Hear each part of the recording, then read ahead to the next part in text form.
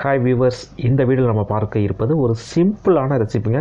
வெறும் 5 நிமிஷத்தில் ரெடி பண்ணுற ஒரு ரெசிபி தான் இது. உங்கள்கிட்ட வெங்காயம் மட்டும்தான் இருக்குது. அந்த வெங்காயத்தை வச்சு நம்ம என்ன பண்ணலாம் அப்படின்னு யோசிப்பவங்களுக்கு இந்த ரெசிபி கண்டிப்பாக யூஸ்ஃபுல்லாக இருக்கும். மேக்ஸிமம் பார்த்திங்கன்னா இது பேச்சுலர்ஸாக இருக்கவங்களுக்கு இந்த ரெசிபி கண்டிப்பாக யூஸ்ஃபுல்லாக இருக்கும். இதுக்கு தேவையான பொருட்கள் பார்த்திங்கன்னா 4 வெங்காயம் எடுத்து வச்சுக்கோங்க. 4 வெங்காயம் அல்லது 3 வெங்காயம் எடுத்து வச்சுக்கலாம். இந்த மாதிரி இப்போ ரெசிபி பார்த்திங்கன்னா கேரளாவில் ரொம்பவே ப்ராப்ளமாக இருக்குது. அடுத்து சோம்பு எடுத்து வச்சுங்க தேவையான அளவு, சிறிதளவு போதும். அப்புறம் இஞ்சி சிறிதளவு. இந்த முட்டை பார்த்திங்கன்னா இது கூட நம்ம ஆட் பண்ண போகிறது இல்லைங்க, அதை தனியாக நம்ம ஒரு கலக்கி மாதிரி போட போகிறோம். இதோட சேர்ந்து சாப்பிட்டா நல்லா இருக்கும். வெங்காயத்தை இந்த மாதிரி லென்த்தாக கட் பண்ணி வச்சுக்கோங்க. அதுக்கப்புறம் காஷ்மீரி சில்லி பவுடர் எடுத்து வச்சுக்கோங்க.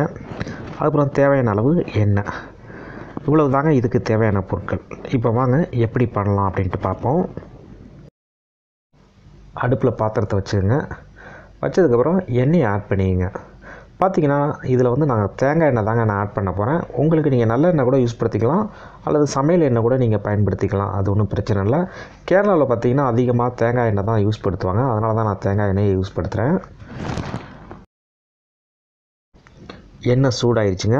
இப்போ சோம்பை இதோட ஆட் பண்ணிக்கோங்க. சோம்பை ஆட் பண்ணதுக்கப்புறம் கருவேப்பிலை சேர்த்துக்குங்க. நான் கருவேப்பிலை முன்னாடி சொல்கிறதுக்கு மறந்துட்டேன். இதோட கருவேப்பிலை சேர்த்துக்குங்க. கருவேப்பிலை ஆட் பண்ணதுக்கப்புறம் வெங்காயத்தையும் ஆட் பண்ணிடுங்க. வெங்காயத்தை ஆட் பண்ணதுக்கப்புறம் இஞ்சியும் அது கூடவே சேர்த்து போட்டுருங்க. போட்டதுக்கப்புறம் உப்பு போட்டு நல்லா இதை வதக்குங்க.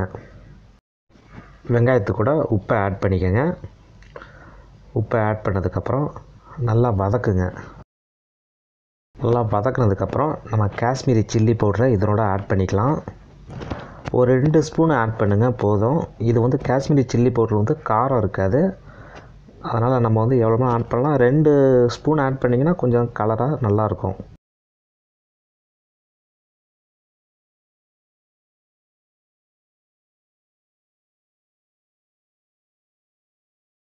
ஒரு 5 நிமிஷம் அடுப்பில் இருந்தால் போதுங்க. அதுக்கப்புறம் இறக்கிடலாம். அவ்வளோதாங்க இந்த கிரேவி. இதை நம்ம தோசைக்கு சப்பாத்திக்கு தொட்டு சாப்பிட்டா ரொம்பவே நல்லாயிருக்கும்.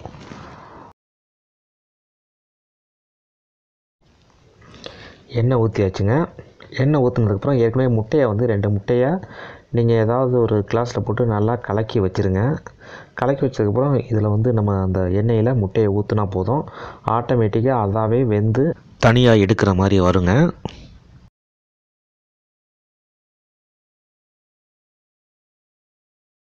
இங்கே பாருங்கள், முட்டை அப்படியே வந்துருச்சு பாருங்கள். தனியாக அது மட்டும் வெந்து வந்திருக்கு பாருங்கள். இதில் நீங்கள் எதுவுமே பண்ண வேணாங்க. எண்ணெயை ஊற்றி முட்டையை கலக்கி இதில் ஊற்றினாவே போதும், அதாவே வெந்துடும். கொஞ்சம் நேரம் கழிச்சு கொஞ்சம் ஷேக் பண்ணிங்கன்னா போதும், எல்லா பக்கமும் பரவி அதாவே நல்லா வெந்து அப்படியே நல்லா ஒரு ஈஸியாக எடுக்கிற மாதிரி வரும் பாருங்கள். அவ்வளோதாங்க, வெந்துருச்சு. இதை அப்படியே இப்போ திருப்பி போட்டாச்சு. அவ்வளோதாங்க, இதை அப்படியே எடுத்து வச்சிடலாம். முடிஞ்சு, அவ்வளோதான். ஓகேங்க, இப்போ நம்ம இதை எடுத்துருவோம். இங்கே பாருங்கள், இந்த கிரேவி, இது முட்டை பாருங்கள், பார்க்குறதுக்கே ரொம்பவே நல்லா இருக்குது.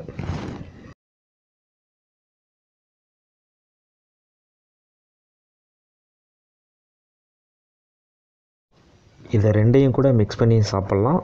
ஆனால் இந்த கிரேவி கூட சப்பாத்தி, தோசை இது சாப்பிட்டோம்னா இன்னும் நல்லாயிருக்கும். இந்த ரெசிபி பார்த்திங்கன்னா பேச்சுலர்ஸாக இருக்கவங்களுக்கு ரொம்பவே யூஸ்ஃபுல்லாக இருக்கும். அதாவது டைம் இல்லை, உங்கள்கிட்ட வெங்காயம் மட்டும்தான் இருக்குது அப்படிங்கிற பட்சத்துக்கு இதை நீங்கள் ரெடி பண்ணி சாப்பிட்லாம். ரொம்பவே நல்லாயிருக்கும். நீங்களும் உங்கள் வீட்டில் இந்த ரெசிப்பியை செஞ்சு பாருங்கள். எப்படி இருக்குன்ட்டு கமெண்ட் பண்ணுங்கள். மேலும் இந்த வீடியோ பிடிச்சிருந்துச்சுன்னா மறந்துடாமல் இந்த சேனலை சப்ஸ்கிரைப் பண்ணுங்கள். தேங்க்யூ.